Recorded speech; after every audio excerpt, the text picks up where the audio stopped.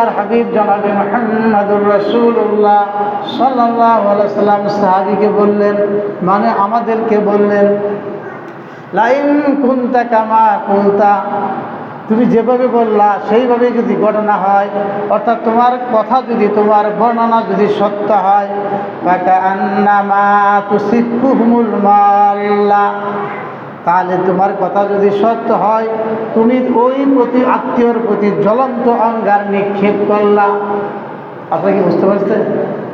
আমার আপনার আত্মীয়র সাথে যদি ভালো ব্যবহার করি, তাদের সাথে যদি আত্মীয়তার সম্পর্ক রক্ষা করি, আর সে যদি খারাপ ব্যবহার করতেই থাকে, তখন আল্লাহ রসুলের ভাষ্য কি? তাহলে এই যে তোমার ভালো ব্যবহারটা, তার মুখের মধ্যে যেন তুমি জ্বলন্ত আগুন নিক্ষেপ করলা।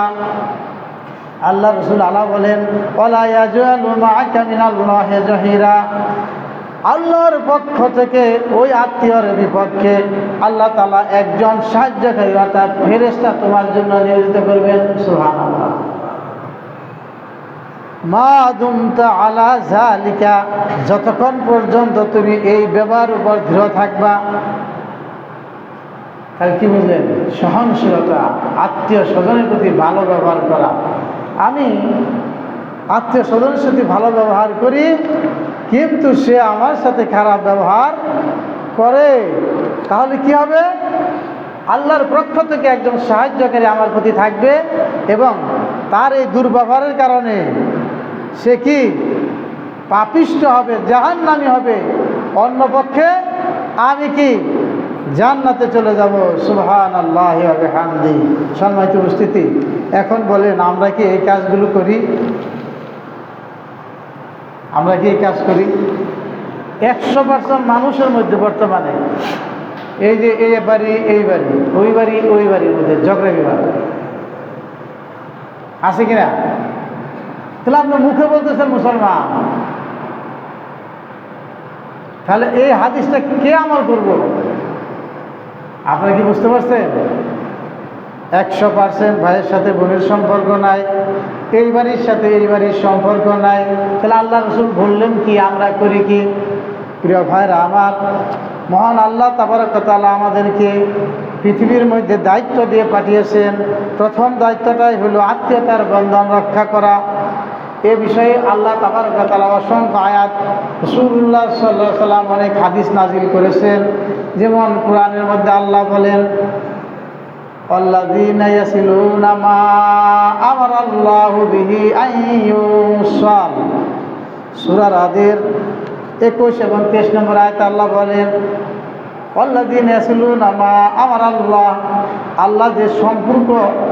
আল্লাহ যে সম্পর্ক অক্ষুণ্ণ রাখতে, অটুট রাখতে বলেছেন, তা যারা অটুট রাখে, ওয়ায়াখশাউনা রাব্বাহুম, এবং তারা আল্লাহকে ভয় করে, ওয়ায়াখাফুনা সুআল হিসাব, আর যারা হিসাব দেওয়ার জন্য পরকালে অর্থাৎ হাশরের ময়দানে হিসাব দেওয়ার কথাটাকে স্মরণে রাখে। খেয়াল করে, যারা আত্মীয়তার সম্পর্ক রক্ষা করলো এবং আল্লাহকে, ওয়ায়াখশাউনা রাব্বাহুম, আল্লাহকে ভয় করলো, ওয়াখাফুনা সুআল হিসাব, যেদিন বাবা পুত্রের, পুত্র বাবার, স্বামী স্ত্রীর, স্ত্রী স্বামীর, মা মেয়ের মেয়ে মার, কোনো বন্ধু বান্ধব কোনো কাজে লাগবে না, সেই কঠিন দিনকে যারা ভয় করে, অর্থাৎ সেই দিন যে তোমার হিসাব দিতে হবে। ওয়াল্লাযীনা সাবারু ইবতিগাআ ওয়াজহি রাব্বিহিম, আর যারা যারা সাবারু ধৈর্য ধারণ করে, ইবতিগাআ ওয়াজহি রাব্বিহিম, শুধুমাত্র আল্লাহর সন্তুষ্টির জন্য, আল্লাহর ভালোবাসার পাওয়ার আশায়, আল্লাহর দিদার লাভের আশায়, আল্লাহর কথা মানার আশায়, জান্নাতে যাওয়ার আশায়, শুধুমাত্র জান্নাতে যাওয়ার আশায় যারা ধৈর্য ধারণ করবে, মানুষের সাথে ভালো ব্যবহার করবে, আত্মীয়তার সাথে ভালো ব্যবহার করবে, উদ্দেশ্য কি? ইবতিগাআ ওয়াজহি রাব্বি, একমাত্র আল্লাহর সন্তুষ্টি অর্জন করা। আপনি যদি মসজিদে দান করেন মানুষকে দেখানোর জন্য, দানের সওয়াব পাবেন না। আপনি যদি আত্মীয়তার সাথে ভালো ব্যবহার করেন মানুষকে দেখানোর জন্য, আপনি সওয়াব পাবেন না। শুধুমাত্র সকল কাজ করতে হবে ইবতিগাআ ওয়াজহি রাব্বি, আল্লাহর সন্তুষ্টির জন্য করতে হবে। আল্লাহর সন্তুষ্টির জন্য যদি আপনি কোনো কাজ করেন, সেই কাজ আর ছিন্ন হবে না। আর যদি মানুষের ভালোবাসা পেতে চান, মানুষ আপনাকে ভালো বলবে, তাহলে আপনি ওই কাজ দু একদিন করার পরে আর করতে পারবেন না। কারণ মানুষ জন্মগতভাবে অকৃতজ্ঞ।